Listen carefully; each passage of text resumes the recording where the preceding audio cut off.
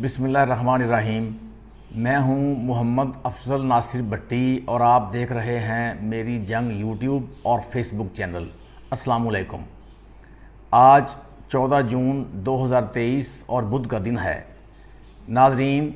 आज के इस व्लॉग में हम बराह रास्त मुखातिब करेंगे आईजी पंजाब जनाब डॉक्टर उस्मान अनवर साहब को, और उनको बराह रास्त मुखातिब करने का एक मकसद है, एक वजह है कि जिस छोटे से इशू पर, जिस मामूली से इशू पर आज हम बात करने जा रहे हैं, वो इशू इससे कबल आईजी पंजाब साहब के नोटिस में आ चुका है और वो उसके हल के लिए अहकामात भी सादर कर चुके हैं। और इस हवाले से हम आईजी पंजाब साहब से चंद तल्ख और हकीकत पर मबनी सवालात पूछने की जसारत करेंगे। आईजी साहब, क्या एक एसएचओ या तफ्तीशी ऑफिसर आईजी पंजाब से ज़्यादा बाइख्तियार और तगड़ा होता है? क्या आईजी पंजाब अपने वादे से मुकर सकते हैं, वादा खिलाफ़ी कर सकते हैं, या किसी अपने मातहत को जो गिल्टी हो उसको बचाने के लिए चश्मपोशी का मुजाहरा कर सकते हैं? अगर कोई गैर मुतनाज़ा जेन्युइन इशू आईजी पंजाब के नोटिस में आ जाए और आईजी पंजाब साहब इस बात पर मुतफिक भी हों कि वो इशू जेन्युइन है और उसमें पुलिस की तरफ से किसी किस्म की कोई ज़्यादती या गफलत या लापरवाही का मुजाहरा किया गया है, और इसके बावजूद मुतलका पुलिस एहलकारान के ख़िलाफ़ कोई एक्शन ना हो, तो फिर आईजी पंजाब साहब के बारे में क्या तासुर कायम किया जा सकता है? और क्या आईजी पंजाब साहब को कोई कंप्लेंट करना जुर्म है?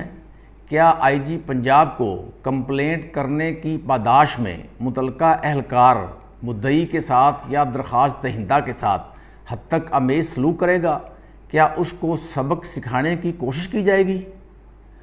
और आईजी साहब, किसी आम शहरी का अगर पुलिस से मुतलका कोई जायज़ मसला हो तो क्या वो रिश्वत और सिफारिश के बगैर हल नहीं हो सकता?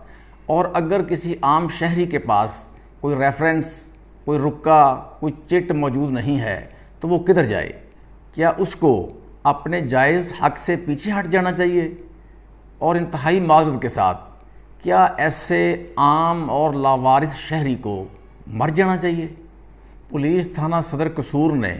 FIR नंबर 121/23 बजुर्म 379 ते पे 5.5 माह की ताख़ीर से क्यों दर्ज की? इस ताख़ीर का ज़िम्मेदार कौन था? और जो SHOs ये FIR इतने अरसे के बाद दर्ज करने के ज़िम्मेदार थे, उनके ख़िलाफ़ क्या कार्रवाई की गई? और फिर उसके बाद इस मुकदमा का जो तफ्तीशी ऑफिसर है उसने 4-4.5 माह का अरसा गुजर जाने के बावजूद इस पर कोई पेशरफ्त क्यों नहीं की? आज तक तफ्तीश को आगे क्यों नहीं बढ़ाया? वो तफ्तीशी ऑफिसर इस मुकदमा की तफ्तीश को आगे बढ़ाने से क्यों इनकारी है, हालांकि ये इशू आईजी पंजाब और DPO कसूर के नोटिस में भी आ चुका है।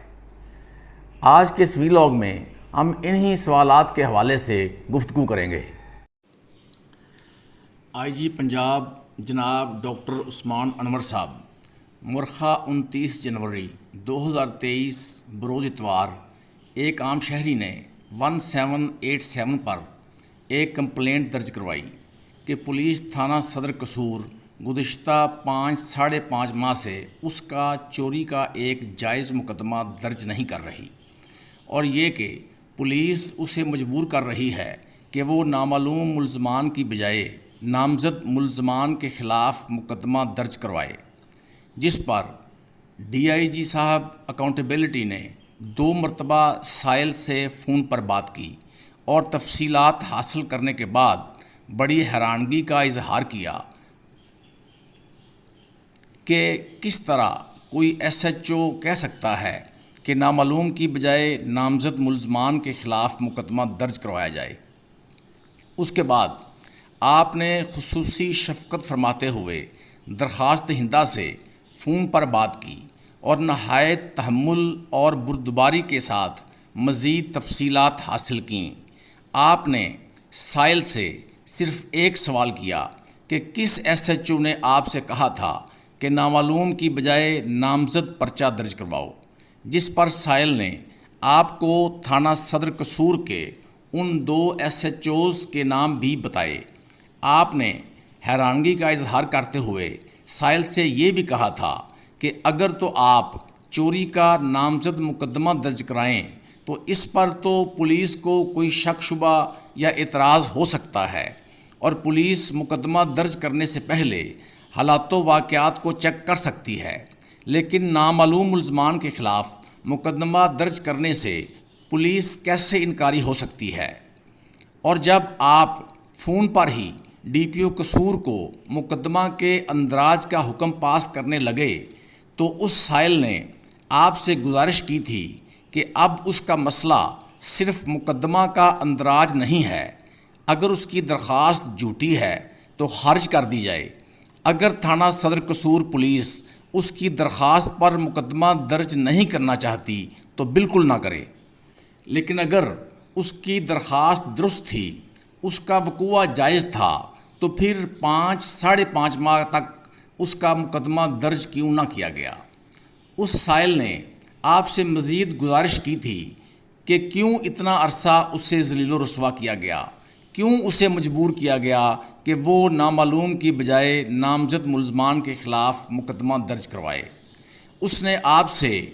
یہ بھی گزارش کی تھی کہ اگر اس کی درخواست غلط ثابت ہو جائے تو پولیس کے اعلیٰ افسران کا وقت ضائع کرنے پر اس کے اپنے خلاف باقاعدہ مقدمہ درج کیا جائے، اور اگر پولیس نے جان بوجھ کر اس کا معمولی نوعیت کا ایک جائز اور غیر متنازع مقدمہ درج نہیں کیا تو پھر ذمہ داران کے خلاف سخت ایکشن لیا جائے، اور اس حوالے سے ایک تفصیلی انکوائری بھی کروائی جائے کہ کیوں چوری کے معمولی جرم کا ایک مقدمہ 5 ماہ تک درج نہ کیا گیا۔ اور آپ نے کمپلینٹ نمبر 3951839 کے اس سائل کے موقف سے اتفاق کرتے ہوئے ذمہ دار پولیس اہلکاران کے خلاف انکوائری کر کے کارروائی کرنے کا وعدہ بھی کیا تھا، لیکن پولیس تھانہ صدر قصور نے آپ کے حکم پر مقدمہ نمبر 121/23 بجرم 379 پہ درج تو کر لیا، لیکن سائل کی کمپلینٹ پر نہ تو انکوائری شروع کی گئی، نہ کسی کے خلاف کوئی کارروائی ہوئی جس کا آپ نے وعدہ فرمایا تھا۔ حالانکہ سائل کا مقصد صرف مقدمہ کا اندراج نہیں تھا، بلکہ تفصیلی انکوائری کروانا تھا کہ پولیس تھانہ صدر قصور 5 ماہ تک اس کے ساتھ کیا ناروا سلوک کرتی رہی، اور پھر دوران انکوائری یہ بھی سامنے آتا کہ ایک عام شہری سے تھانوں میں حقیقی معنوں میں کیا بدسلوکی کی جاتی ہے، رشوت اور سفارش کے بغیر ایک معمولی نوعیت کا جائز مقدمہ درج کروانے کے لیے اس کو کیا کیا پاپڑ بیلنے پڑتے ہیں، اس کو تھانے کے کتنے چکر لگوائے جاتے ہیں، پولیس اس کو کس طرح ذلیل و رسوا کرتی ہے، اس کو کس طرح مجبور کیا جاتا ہے کہ وہ تھک ہار کر اپنا جائز مقدمہ درج کروانے سے باز آ جائے، اور پھر کس طرح وہ ایک عام شہری پولیس کے روایتی رویے اور ڈیلینگ ٹیکٹکس سے دل برداشتہ ہو کر اپنے موقف سے پیچھے ہٹنے پر مجبور ہو جاتا ہے، اور کس طرح ہماری پولیس ایک جینون وقوع کا مقدمہ درج نہ کر کے ملزمان کو فائدہ پہنچاتی ہے بلکہ ان کو سپورٹ کرتی ہے۔ کس طرح نامعلوم اور نامزد ملزمان کا چکر چلا کر مقدمہ درج کرنے سے جان بوجھ کر انکار کیا جاتا ہے، اور کس طرح فگرز کے چکر میں انصاف کا خون کیا جاتا ہے۔ بہرحال تھانہ صدر قصور میں مقدمہ نمبر 121/23 بجرم 379 پہ درج ہونے اور انکوائری نہ ہونے کے باوجود سائل صبر شکر کر کے گھر بیٹھ گیا، لیکن دوسری طرف پولیس تھانہ صدر قصور نے آئی جی پنجاب کے حکم پر مقدمہ کے اندراج کو اپنی توہین خیال کیا اور مدعی مقدمہ کو سبق سکھانے کی کوشش کی، اور تفتیشی آفیسر نے مدعی مقدمہ سے حد تک آمیز سلوک کرتے ہوئے مقدمہ ہی خارج کرنے کے اقدامات شروع کر دیے،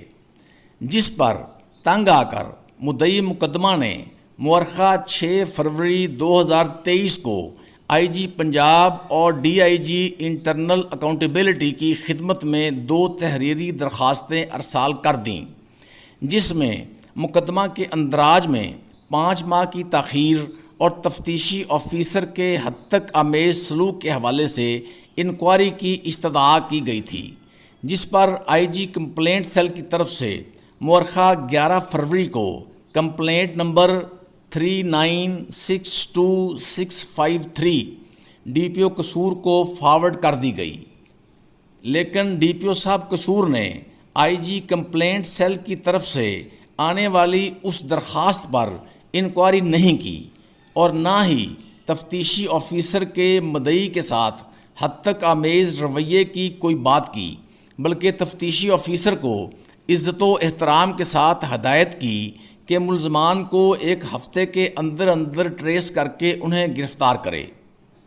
لیکن حیران کن بات یہ ہے کہ 4-4.5 ماہ کا عرصہ گزر جانے کے باوجود مدعی کی طرف سے متعدد مرتبہ رابطہ کرنے کے باوجود آج تک نہ تو تفتیشی نے مدعی اور گواہان کے 161 کے بیانات قلم بند کیے،